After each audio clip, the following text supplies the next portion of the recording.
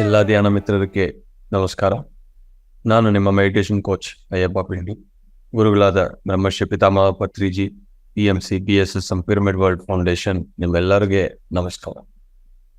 ಇವತ್ತು ಧ್ಯಾನ 365 18 ದಿವಸ. ಪ್ರತಿ ದಿವಸ ನಾವೆಲ್ಲ ಒಟ್ಟಿಗೆ ಸೇರಿಕೊಂಡು ಈ ಧ್ಯಾನವನ್ನು ಮಾಡ್ತಾ ಬರ್ತಾ ಇದ್ದೀವಿ. ಕರ್ಮ ಸಿದ್ಧಾಂತ ಬಗ್ಗೆ ಕೆಲವೊಂದು ದಿನಗಳಿಂದ ಅದನ್ನು ಅರ್ಥ ಮಾಡ್ಕೊಳ್ಳೋಕ್ಕೆ ನಾವು ಪ್ರಯತ್ನ ಪಡ್ತಾ ಇದ್ದೀವಿ. ಕರ್ಮ ಸಿದ್ಧಾಂತ ಅನ್ನೋದು ಬಹಳ ದೊಡ್ಡ ಕಾನ್ಸೆಪ್ಟ್. ಎಷ್ಟೋ ಕೋಣಗಳಿಂದ ನಾವು ಅದನ್ನು ಅರ್ಥ ಮಾಡ್ಕೋಬೇಕು. ಒಂದೊಂದು ದಿವಸ ನಾವು ಒಂದೊಂದು ಕೋಣದಲ್ಲಿ ಅದನ್ನು ಅರ್ಥ ಮಾಡ್ಕೊಂಡು ಬರ್ತಾ ಇದ್ದೀವಿ.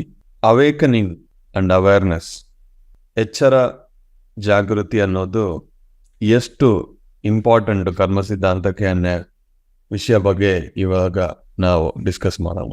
ಅವೇಕನಿಂಗ್ ಅಂದರೆ ಭೂಮಂಡಲದಲ್ಲಿ ಮೋರ್ ದೆನ್ 80% ಯಾರಿಗೂ ಎಚ್ಚರ ಅನ್ನೋದಿಲ್ಲ. ಇದು ಫ್ಯಾಕ್ಟ್. ಅಂದರೆ ದೈಹಿಕ ಶರೀರ, ಭಾವನಾತ್ಮಕ ಶರೀರ, ಮಾನಸಿಕ ಶರೀರದಲ್ಲಿ ಎಲ್ಲಿನೂ ಎಚ್ಚರ ಅನ್ನೋದು ಮೋರ್ ದೆನ್ 80% ಆಫ್ ದ ಪೀಪಲ್ಗೆ ಇರಲ್ಲ. ಬರೀ ಒಂದು ಮಿಷಿನ್ ಥರ ಜೀವಿಸ್ತಾ ಇರ್ತೀರಿ. ಅವರು ದೈಹಿಕ ಶರೀರದಲ್ಲಿ, ಈ ದೇಹದಲ್ಲಿ ನೋಡಿದ್ರೆ ಏನು ಹುಡುಕೊಂಡಿದ್ರು, ಏನು ಊಟ ಮಾಡ್ತಾ ಇದ್ದಾರು, ಏನು ಮಾತುಗಳು ಬರ್ತಾ ಇದೆ, ಯಾವುದು ಅವ್ರಿಗೆ ಎಚ್ಚರ ಇರಲ್ಲ. ಬರೀ ಒಂದು ಮೆಷಿನ್ ಥರ, ರೋಬೋಟ್ ಥರ ಜೀವಿಸ್ತಾ ಇರ್ತೀರಿ. ಆ ಥರನೇ ಭಾವನೆಗಳು ಮನಸ್ಸಿಂದ ಬರೋ ಆಲೋಚನೆಗಳು, ಇವೆರಡನ್ನೂ ಎಚ್ಚರ ಇರಲ್ಲ, ಜಾಗೃತಿ ಇರಲ್ಲ. ಬರೀ ಎದ್ದಿನ ತಕ್ಷಣ ಕೆಲಸ ಮಾಡೋದು, ಹಿಂಗೆ ಹೋಗೋದು, ಹಂಗೋದು, ಮಾತಾಡೋದು, ಆಲೋಚನೆಗಳು ಬರುತ್ತೆ, ಭಾವನೆಗಳು ಬರುತ್ತೆ. ಒಂದು ದಿವಸ ಕಂಪ್ಲೀಟ್, ಮತ್ತೆ ಮಲ್ಕೊಳ್ಳೋದು, ಮತ್ತೆ ಬೆಳಗ್ಗೆಯಿಂದ ರೋಟೀನ್. ಯಾವಾಗಲಾದ್ರು ಒಂದ್ಸತಿ ಲೈಫ್ ಅವ್ರಿಗೆ ಬ್ರೇಕ್ ಡೌನ್ ಆಗಿದ್ರೆ ಅವಾಗ ನೋಡ್ಕೊಳ್ತಾರೆ, ಏನಾಯ್ತು ನನಗೆ. 40 ವರ್ಷ, 50 ವರ್ಷ, 60 ವರ್ಷ ಬರೀ ರೋಟೀನಲ್ಲಿ ಅವೇರ್ನೆಸ್ ಇರಲ್ಲ. ಯಾವಾಗ ಏನಾಗುತ್ತೆ ಅಂದರೆ, ಈ ಎಚ್ಚರ ಇಲ್ಲ ಅಂದರೆ, ಜಾಗೃತಿ ಇಲ್ಲ ಅಂದರೆ, ಈ ಭಾವನಾತ್ಮಕ ಶರೀರ ಭಾವನ ಲೋಕಗಳಲ್ಲಿ ಅಲ್ಲಿನೂ ಎಚ್ಚರ ಇರಲ್ಲ. ಮಾನಸಿಕ ಶರೀರ ಅಂದರೆ ಸೂಕ್ಷ್ಮ ಶರೀರ, ಸೂಕ್ಷ್ಮ ಲೋಕಗಳಲ್ಲಿನೂ ಎಚ್ಚರ ಇರಲ್ಲ. ಒಬ್ಬರು ಯಾರು ಏನೇ ಮಾತಾಡಿದ್ರು ಅದೆಲ್ಲ ಒಳಗೆ ಇಟ್ಕೊಂಡು, ಎಲ್ಲರ ಮೇಲೆ ಕೋಪ ಇಟ್ಕೊಂಡು, ದ್ವೇಷ ಇಟ್ಕೊಂಡು, ಬಹಳಷ್ಟು ಆಶಯಗಳನ್ನು ಇಟ್ಕೊಂಡು ಇರ್ತಾರಲ್ವ. ಇವರು ಭಾವನ ಲೋಕಗಳಲ್ಲಿನೂ ಭಾವನ ಶರೀರವನ್ನು ಯೂಸ್ ಮಾಡಿ ಆ ಲೋಕದಲ್ಲಿನೂ ಎಲ್ಲರ ಮೇಲೆ ಎಲ್ಲ ಇಟ್ಕೊಂಡು ಜೀವಿಸ್ತಾ ಇರ್ತಾರೆ. ಸೂಕ್ಷ್ಮ ಲೋಕಕ್ಕೆ ಹೋಗಿ ಅಲ್ಲಿ ಸೂಕ್ಷ್ಮ ಶರೀರವನ್ನು ಯೂಸ್ ಮಾಡಿಕೊಂಡು ಬಿಲ್ಡಿಂಗ್ಸ್ ಕಟ್ಟೋದು, ಹಣ ಸಂಪಾದನೆ ಮಾಡೋದು, ಈ ಮಾನಸಿಕ ಕೆಲಸಗಳೆಲ್ಲ ಈ ಸೂಕ್ಷ್ಮ ಶರೀರ, ಸೂಕ್ಷ್ಮ ಲೋಕಗಳೇನು ಮಾಡ್ತಾ ಇರುತ್ತೆ. ಮ್ಯಾನಿಫೆಸ್ಟೇಷನ್ ಅಂತ ಒಂದಿದೆ. ನೀವು ಏನೇ ಅನ್ಕೊಂಡಿದ್ರು ಆಗುತ್ತೆ ಧ್ಯಾನದಲ್ಲಿ ಅಂತ ಎಷ್ಟೋ ಜನ ನಿಮಗೆ ಹೇಳಿರ್ಬೋದು, ಕರೆಕ್ಟ್. ಬಟ್ ಒಂದ್ಸತಿ ಸ್ಟ್ರಾಂಗ್ ಆಗಿ ಅನ್ಕೊಂಡಿದ್ರೆ ಸಾಕು. ಜಪ ಥರ 24 ಗಂಟೆ ನನಗಿದೆ ಬೇಕು ಅಂತ ಯಾವಾಗ ನೀವು ನಿಮ್ಮ ಮನಸ್ಸನ್ನು ಪೂರ್ತಿಯಾಗಿ ಈ ಪ್ರಾಪಂಚಿಕ ವಿಷಯದಲ್ಲಿ ನೀವು ಕೂರಿಸ್ತಿರೋ, ಸೂಕ್ಷ್ಮ ಲೋಕಗಳಲ್ಲಿ ಸೂಕ್ಷ್ಮ ಶರೀರನೂ ಆ ಲೋಕದಲ್ಲಿ ಅದನ್ನೇ ಮಾಡ್ತಾ ಇರುತ್ತದೆ. ಈ ಫಿಸಿಕಲ್ ಬಾಡಿಯಲ್ಲಿ ನೀವು ಯಾವ್ದ ಮೇಲೆ ಜಾಸ್ತಿ ಫೋಕಸ್ ಮಾಡ್ತಿರೋ, ಭಾವನಾ ಲೋಕಗಳಲ್ಲಿ ಭಾವನಾ ಶರೀರನೂ ಅದೇ ಮಾಡುತ್ತದೆ. ಸೂಕ್ಷ್ಮ ಲೋಕಗಳಲ್ಲಿ ಸೂಕ್ಷ್ಮ ಶರೀರ ಅಂದರೆ ಮಾನಸಿಕ ಶರೀರನೂ ಅದೇ ಮಾಡ್ತಾವೆ. ಆಸ್ಟ್ರಲ್ ವರ್ಲ್ಡ್ಸ್ ಅಂತಾರೆ. ಅಲ್ಲಿ ಹೋಗಿದ್ರೆ ಎಷ್ಟೋ ಜನ ಕೂತ್ಕೊಂಡು ಅಲ್ಲಿನೂ ಬಿಲ್ಡಿಂಗ್ಸ್ ಕಟ್ಟೋದು, ಅಲ್ಲಿನೂ ಸಂಪಾದನೆ ಮಾಡೋದು, ಹಣ ಸಂಪಾದನೆ ಮಾಡೋದು, ಇದೇ ಮಾಡ್ತಾ ಇರ್ತಾರೆ. ಭಾವನಾ ಲೋಕಗಳಲ್ಲಿ ಹೋಗಿದ್ರೆ ಒಬ್ಬರ ಮೇಲೆ ಒಬ್ಬರು ಯುದ್ಧ ಮಾಡ್ತಾನೆ ಇರ್ತಾರೆ. ಯಾಕೆ ಅಂದರೆ ಈ ಭೌತಿಕ ಶರೀರದಲ್ಲಿ ನಮಗೆ ಜಾಗೃತಿ ಇಲ್ಲ, ಅರಿವು ಇಲ್ಲ, ಎಚ್ಚರ ಇಲ್ಲ. ಯಾರು ಧ್ಯಾನ ಮಾಡ್ತಾರೋ ಅವ್ರಿಗೆ ಈ ಫಿಸಿಕಲ್ 5 ಸೆನ್ಸಸ್ ಅನ್ನೋದು ಓಪನ್ ಆಗುತ್ತೆ. ಒಂದು ಪುಸ್ತಕದಲ್ಲಿ ನಾನು ಓದಿದ್ದೀನಿ, ಟಾರ್ಕಮ್ ಸೆರೆಡೇರಿಯನ್ ಪುಸ್ತಕದಲ್ಲಿ. ಅವರು ರೈಲ್ವೇಸ್ ಅಲ್ಲಿ ಕೆಲಸ ಮಾಡ್ತಾ ಇದ್ರು. ಅವಾಗ ಸ್ವಲ್ಪ ದಿವಸ ಆದ್ಮೇಲೆ ಅವರು ನೋಡಿದ್ರು, ಆ ಆಫೀಸು ರೈಲ್ವೇಸ್ ಹತ್ರ ಇತ್ತು. ಅಲ್ಲಿ ಯಾರು ಎಲ್ಲ ಕೆಲಸಗಳನ್ನು ಕರೆಕ್ಟಾಗಿ ಯಾರು ಮಾಡ್ತಾ ಇಲ್ಲ. ಇವ್ರು ನೋಡಿದ್ರು ಯಾಕೆ ಈ ಥರ ಆಗ್ತಾ ಇದೆ ಅಂತ. ದಿನ ಶಬ್ದಗಳು, ಆ ಮಿಷಿನ್ಸು, ಆ ಮೋಟರ್ಸು, ಆ ಸೌಂಡ್ಸಿಂದ ಇವರೆಲ್ಲ ಸೆನ್ಸಸ್ನು ಡ್ಯಾಮೇಜ್ ಆಗಿದೆ.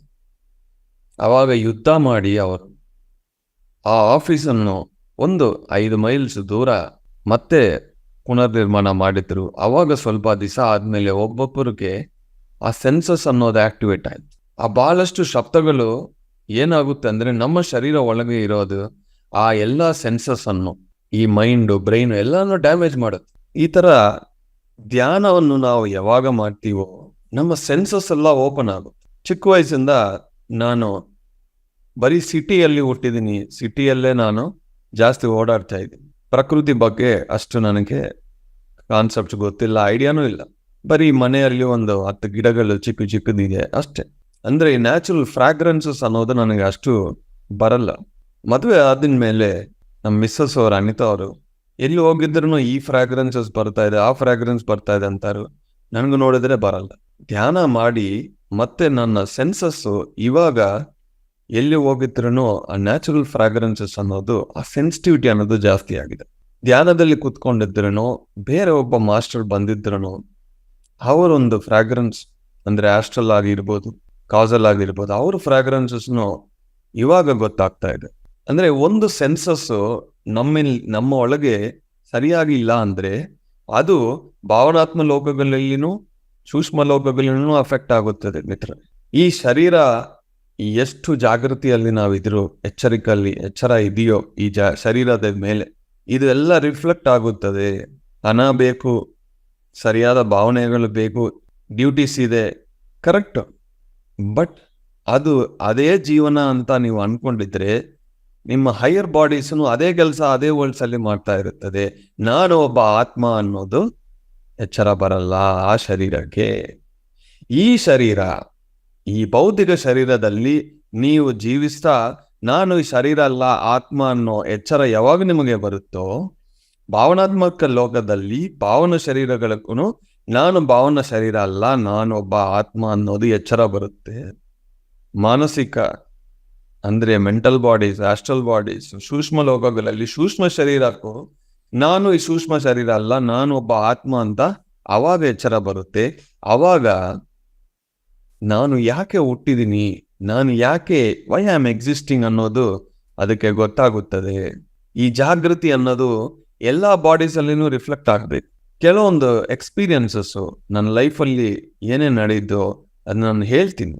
ಒಬ್ಬರು ತೀರೋಗಿದ್ರು.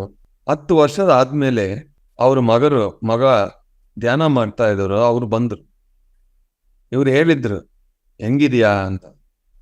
ಚೆನ್ನಾಗಿದ್ದೀರಾ ನೀವು ಅಂದರೆ, ಏನಾಯ್ತು, ಇಲ್ಲೇ ಅದನ್ನ ಡೈಲಿ ಇದ್ದೀನಿ ನಾನು ಅಂದರೆ. ಇಲ್ಲ, 10 ವರ್ಷದ ಮುಂಚೆ ನೀವು ತೀರೋಗಿದ್ರು ಅಂದರೆ. ಏನು ಮಾತಾಡ್ತಾ ಇದೆಯಾ, ಬುದ್ಧಿಗಿದ್ದು ಕೆಟ್ಟೋಯ್ತಾ ನಿಮಗೆ ಅಂದ್ರು. ಇಲ್ಲ, ಒಂದ್ಸತಿ ಕಣ್ಮುಚ್ಕೊಂಡು ನೆನಪಿಟ್ಕೊಳ್ಳಿ ಅಂದ್ರು. ಅವಾಗ ಕಣ್ಮುಚ್ಕೊಂಡಿದ್ರೆ ಆ ಎಥರಿಕ್ ಬಾಡಿಗೆ ಅವಾಗ ಅರ್ಥ ಆಯ್ತು, ಆ ಆಸ್ಟ್ರಲ್ ಬಾಡಿಗೆ ಅವಾಗ ಅರ್ಥ ಆಯ್ತು 10 ವರ್ಷ ಆಯ್ತು ತೀರೋಗಿ ಅಂತ. ಇದು ಪ್ರಾಕ್ಟಿಕಲ್ ಆಗಿ ಒಂದಿಲ್ಲ 3-4 ಕಡೆ ನಾನು ಈ ಅನುಭವಗಳನ್ನು ನೋಡಿದ್ದೀನಿ. ನನ್ನ ಪರ್ಸನಲ್ ಅನುಭವನೂ ನಾನು ಕೇಳಿದ್ದೀನಿ. ಎಷ್ಟೋ ಮಾಸ್ಟರ್ಸು ಶೇರ್ ಮಾಡಿದ್ರು ಅವ್ರವ್ರ ಅನುಭವ. ಇದು ಒಂದು ಟ್ರ್ಯಾಪ್. ಅಂದರೆ ಅವ್ರಿಗೆ ಎಚ್ಚರ ಇಲ್ಲ, ಜಾಗೃತಿ ಇಲ್ಲ. ಅವರು ಮರಣ ಆಯ್ತಾ ಇಲ್ಲ ಅಂದರೆ ದೇಹದಲ್ಲಿ ಇದ್ದಾರ ಅನ್ನೋದು ಡಿಫ್ರೆನ್ಸ್ನೂ ಅವ್ರಿಗೆ ಗೊತ್ತಾಗಲ್ಲ. ಆ ಭಾವನಾತ್ಮಕ ಜೀವನದಲ್ಲಿ ಆ ವರ್ಲ್ಡ್ಸ್ ಅಲ್ಲಿ ಜೀವಿಸ್ತಾ ಇದ್ರು. ಯಾವಾಗ್ಲೂ ಒಂದು ಸತಿ ರಿಯಲೈಸ್ ಆಗುತ್ತೆ, ಏನ್ ಮಾಡ್ತಾ ಇದ್ದೆ ನಾನು, ಎಲ್ಲಿದ್ದೀನಿ ಅಂತ. ಅವಾಗ ಗೊತ್ತಾಗುತ್ತೆ ಶರೀರ ಯಾವಾಗ್ನೂ ಹೋಗಿದೆ. ಅವರು ಎಮೋಷನ್ಸ್ ಮೈಂಡಿಂದ ಜೀವಿಸ್ತಾ ಇದ್ರೆ ಅಂತ. ನಾನು ನಮ್ಮ ನೈಬರ್ಸ್ ಒಬ್ಬರು ತೀರೋಗಿದ್ರು. ಇದೊಂದು 10 ವರ್ಷ ಮುಂಚೆ. ನಾನು ಆಫೀಸಿಂದ ಬಂದ ತಕ್ಷಣ ನೋಡಿದ್ದೀನಿ, ಎಲ್ಲ ಜನ ಇದ್ರು, ಏನೋ ಆಯ್ತಂತ ಗೊತ್ತಾಯ್ತು. ಹೋಗಿ ಆ ಶರೀರ ನೋಡಿ ಕಣ್ಮುಚ್ಕೊಂಡು ನೋಡಿದ್ದೀನಿ, ಎಲ್ಲಿದೆ ಈ ಆಸ್ಟ್ರಲ್ ಬಾಡಿ, ಎಲ್ಲಿದೆ ಎಥರಿಕ್ ಬಾಡಿ, ಎಲ್ಲಿದೆ ಆತ್ಮ, ಎಲ್ಲಿದೆ ಅಂತ. ಏನು ಕಾಣಿಸಿಲ್ಲ. ನಮ್ಮ ಮನೆಗೆ ಬಂದ್ಬಿಟ್ಟಿದ್ವಿ. ಮತ್ತೆ ಮನೆಯಲ್ಲಿ ಕಣ್ಮುಚ್ಕೊಂಡು ನೋಡಿದ್ರೆ ಆ ಒಂದು ಸೂಕ್ಷ್ಮ ಶರೀರ ಅಡಿಗೆ ಮನೆಯಲ್ಲಿ ಅಡಿಗೆ ಮಾಡ್ತಾರೆ. ಶಾಕ್ ಆಗಿತ್ತು ನನಗೆ. ಯಾಕೆಂದ್ರೆ ಇದು ನನ್ನ ಇಮ್ಯಾಜಿನೇಷನ್ ಅಲ್ಲ, ಇದು ಕ್ಲಿಯರ್ ವಿಷನ್. ಆವಾಗ ನನಗೆ ಗೊತ್ತಾಯ್ತು, ಶರೀರ ಬಿಟ್ಟಿದ್ರು ಮಲ್ಕೊಂಡು ನಿದ್ರದಲ್ಲಿ ಅವರು ಶರೀರನ ಬಿಡ್ತಾರೆ, ತೀರೋಗ್ತಾರೆ. ಆವಾಗೂ ಅವ್ರಿಗೆ ಆ ಎಚ್ಚರ ಬರಲ್ಲ. ಎಚ್ಚರ ಇಲ್ಲ ಅಂದ್ರೆ ಬೇರೆ ಶರೀರಗಳು ಆ ಕೆಲಸನ್ನೇ ಈ ಭೌತಿಕ ಶರೀರ ಏನ್ ಕೆಲಸ ಮಾಡ್ತಾ ಇದೆಯೋ ಅದನ್ನು ಮಾಡ್ತಾ ಇರುತ್ತದೆ ಆ ಲೋಕದಲ್ಲಿ, ಈ ಡೈಮೆನ್ಷನ್. ಫ್ರೀಕ್ವೆನ್ಸಿ ಬೇರೆ, ಬಟ್ ಈ ಫಿಸಿಕಲ್ ಡೈಮೆನ್ಷನ್ ಅಲ್ಲಿ ಈ ಕೆಲಸಗಳನ್ನೇ ಆ 2 ಶರೀರನೂ ಮಾಡ್ತಾ ಇರುತ್ತದೆ. ಇದು ಒಂದು ದೊಡ್ಡ ಟ್ರ್ಯಾಕ್.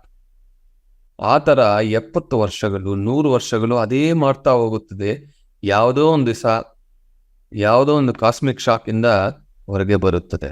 ಎಚ್ಚರ ಅನ್ನೋದು ಎಲ್ಲಾ ಶರೀರಗಳು ಇರಬೇಕು. ಅದಕ್ಕೆ ಈ ಭೌತಿಕ ಶರೀರದಲ್ಲಿ ನಾವು ಈ ನಾನು ಆತ್ಮ, ಈ ಶರೀರ ಅಲ್ಲ ಅನ್ನೋದು ಯಾವಾಗ ನಮಗೆ ಎಚ್ಚರ ಬರುತ್ತೋ ಎಲ್ಲಾ ಶರೀರಗಳು ಆ ಲೋಕದಲ್ಲಿ ಅವ್ರವ್ರಿಗೂ ಎಚ್ಚರ ಬರುತ್ತೆ. ಅವೇರ್ನೆಸ್, ಅವೇಕನಿಂಗ್, ಈ 2 ಬಹಳ ಇಂಪಾರ್ಟೆಂಟು. ಯಾರು ಧ್ಯಾನ ಮಾಡಿಲ್ವೋ ಅವರಿಗೆ ಇದು ಇಂಪಾಸಿಬಲ್. ಆ ಎಚ್ಚರ ಅನ್ನೋದು ಬರಲ್ಲ. ಮೊದಲನೇದಾಗಿ ನಾನು ಈ ಶರೀರ ಅಲ್ಲ ಆತ್ಮ ಅನ್ನೋ ವಿಷಯ ನಿಮಗೆ ಗೊತ್ತಾಗುತ್ತೆ. ಎಲ್ಲೋ ಓದ್ತೀರಿ, ಯಾರೋ ಹೇಳ್ತಾರೆ, ಅವಾಗ ನಿಮ್ಮ ಒಳಗಿಂದ ಒಂದು ಫೀಲಿಂಗ್ ಬರುತ್ತೆ, ಕರೆಕ್ಟ್, ನಾನು ಈ ಶರೀರ ಅಲ್ಲ, ನಾನು ಆತ್ಮ ಅಂತ. ಆದ್ಮೇಲೆ ನಿಮಗೆ ಅನುಭವನೂ ಬರುತ್ತೆ.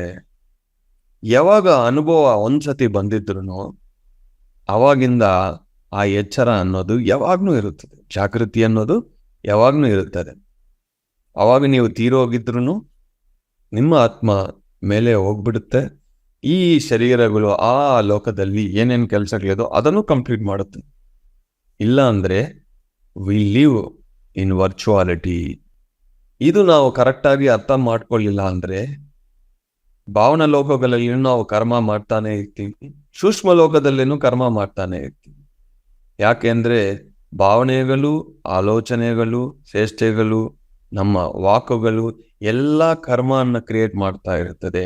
ಅವಾಗ ಏನಾಗುತ್ತದೆ ಅಂದ್ರೆ ಅನ್ಕಾನ್ಶಿಯಸ್ ಆಗಿ ನಾವು ಕರ್ಮ ಮಾಡ್ತಾನೇ ಇರ್ತೀವಿ. ಯಾವಾಗ ನಮಗೆ ಆ ಎಚ್ಚರಿಕೆ ಅನ್ನೋದು ಬರುತ್ತೋ, ಬೇರೆ ಬೇರೆ ಲೋಕಗಳಲ್ಲಿ ಬೇರೆ ಬೇರೆ ಶರೀರದಲ್ಲಿ ಅವೇರ್ನೆಸ್ ಬರುತ್ತೋ ಅವಾಗ ನಾವು ಅಲ್ಲಿ ಕರ್ಮ ಮಾಡಲ್ಲ. ಅವಾಗ ಇಲ್ಲಿ ಏನ್ ಮಾಡಬೇಕೋ ಅದು ಮಾಡ್ತೀವಿ. ಕರ್ಮ ಸಿದ್ಧಾಂತದಿಂದ ನಾವು ಹೊರಗೆ ಬರ್ತೀವಿ.